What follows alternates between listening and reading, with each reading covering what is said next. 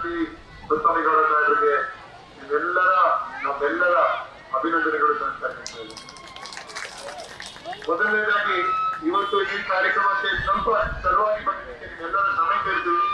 ಅಲ್ಲಿ ಬೇರೆ ಒಂದು ಗ್ರಾಮದಲ್ಲಿ ಕಾರ್ಯಕ್ರಮ ಮುಗಿಸಿ ಬರಷ್ಟು ಅಲ್ಲಿ ಸ್ವಲ್ಪ ತಡ ಮಾಡಿದ್ರೆ ಈ ಉರಿ ಬಿಸಿಲಲ್ಲಿ ನಮ್ಮ ಅಕ್ಕ ತಂಗಿರು ತಾಯಿದಿರು ನೀವೆಲ್ಲ ನಾನು ನಮ್ಮ ಕಾಂಗ್ರೆಸ್ ಪಕ್ಷದ ಲೋಕಸಭಾ ಚಿಕ್ಕಮಗಳೂರು ಲೋಕಸಭಾ ಚುನಾವಣೆಯ ಅಭ್ಯರ್ಥಿ ಆಗಿದ್ದೀನಿ. ಕಾಂಗ್ರೆಸ್ ಪಕ್ಷ ಯುವಕರ ಪರ ಇರುವಂತ ಪಕ್ಷ, ಕಾಂಗ್ರೆಸ್ ಪಕ್ಷ ಮಹಿಳೆಯರ ಪರ ಇರುವಂತ ಪಕ್ಷ, ಕಾಂಗ್ರೆಸ್ ಪಕ್ಷ ರೈತರ ಪರ ಇರುವಂತಹ ಪಕ್ಷ, ಎಲ್ಲ ವರ್ಗದ ಜನರ ಜೊತೆ ಇರುವುದು ಒಂದೇ ಪಕ್ಷ, ಅದು ಕಾಂಗ್ರೆಸ್ ಪಕ್ಷ.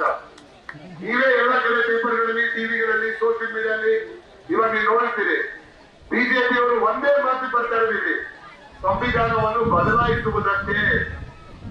ಇದೆಲ್ಲ ನಮ್ಮ ಅಂಬೇಡ್ಕರ್ ಸಾಹೇಬರ ಸಂವಿಧಾನ ಬದಲಾಯಿಸಿ ಬಿಡ್ತೀರಾ? ಇನ್ನು ಜೋರಿಗೆ ಬಿಡ್ತೀರಾ?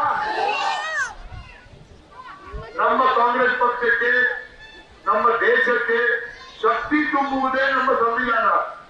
ನಮ್ಮ ಸಂವಿಧಾನ ಇದ್ರೆ ನಮ್ಮ ದೇಶ, ನಮ್ಮ ಸಂವಿಧಾನ ಇದ್ರೆ ನಮ್ಮ ಪಕ್ಷ. ಬಿಜೆಪಿ ಇದನ್ನ ಮುಗಿಸಕ್ಕೆ ಬರ್ತಾ ಇರೋದು. ಸಂವಿಧಾನವನ್ನು ಬದಲಾಯಿಸ್ತೀವಿ ಅಂತ ಮಂತ್ರಿಗಳು, MLA ಗಳು ಸಾವಿರಾರು ಜನ ಹೇಳ್ಕೊಂಡು ಬಂದಿದ್ದಾರೆ. ಇದನ್ನ ಅವರು ಬಿಜೆಪಿಯಲ್ಲಿ ಶ್ರೀಮಂತರ ಪಕ್ಷ. ನಾವು ಹಲವಾರು ಈ ಒಂದು ಹಳ್ಳಿಗಳಲ್ಲಿ ಯಾತ್ರೆಗಳು ಮಾಡಿ ನಾವು ನೋಡ್ತಾ ಇರೋ ಒಂದೇ ಡಿಮಾನಿಟೈಸೇಷನ್ ಮಾಡಿದ್ರು ಬಿಜೆಪಿಯವರು. ಕೋವಿಡ್ ಸಮಯದಲ್ಲಿ ಹಗರಣಗಳು ಮಾಡಿದ್ರು. GST ಉಪ್ಪು ಮೇಲೆ GST ಹಾಕಿದ್ದಾರೆ, ಮಜ್ಜಿಗೆ ಮೇಲೆ ಟ್ಯಾಕ್ಸ್ ಹಾಕಿದ್ದಾರೆ, ಎಲ್ಲಾದ್ರ ಮೇಲೆ ಟ್ಯಾಕ್ಸ್ ಹಾಕೊಂಡು ಬಂದಿದ್ದಾರೆ. ನಮ್ಮ ಕಾಂಗ್ರೆಸ್ ಪಕ್ಷ ರೈತರ ಪರ ಇರುವಂತ ಪಕ್ಷ. ಮುಂದೆ ನಮ್ಮ ಕಾಂಗ್ರೆಸ್ ಪಕ್ಷ ಬಂದ್ರೆ ರೈತರ ಎಲ್ಲಾ GSTಗಳು ಮನ್ನಾ ಮಾಡ್ತಾರೆ ಅಂತ ಒಂದು ನಾವು ಪ್ರಾಮಿಸ್ ಕೊಡ್ತಾ ಇದೀವಿ. ಇವತ್ತು ನಮ್ಮ ಕಾಂಗ್ರೆಸ್ ಪಕ್ಷ ದೇಶಕ್ಕೆ IITಗಳು, ಸ್ಕೂಲ್ಗಳು, ಕಾಲೇಜ್ಗಳು, ಹಾಸ್ಪಿಟಲ್ಗಳು, ಪಂಚಾಯತಿ ಬಿಲ್ಡಿಂಗ್ಗಳು ಇದನ್ನೆಲ್ಲ ಕೊಟ್ಟಿದೆ. ಬಿಜೆಪಿ ಪಕ್ಷ ಏನ್ ಕೊಟ್ಟಿದೆ?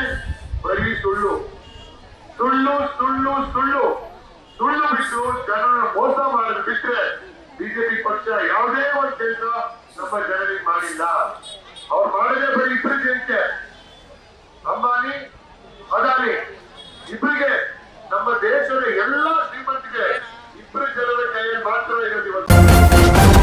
ನ್ಯೂಸ್ ಫಸ್ಟ್, ನಿರ್ಭೀತಿಯಿಂದ ನಿಮ್ಮ ಪರವಾಗಿ.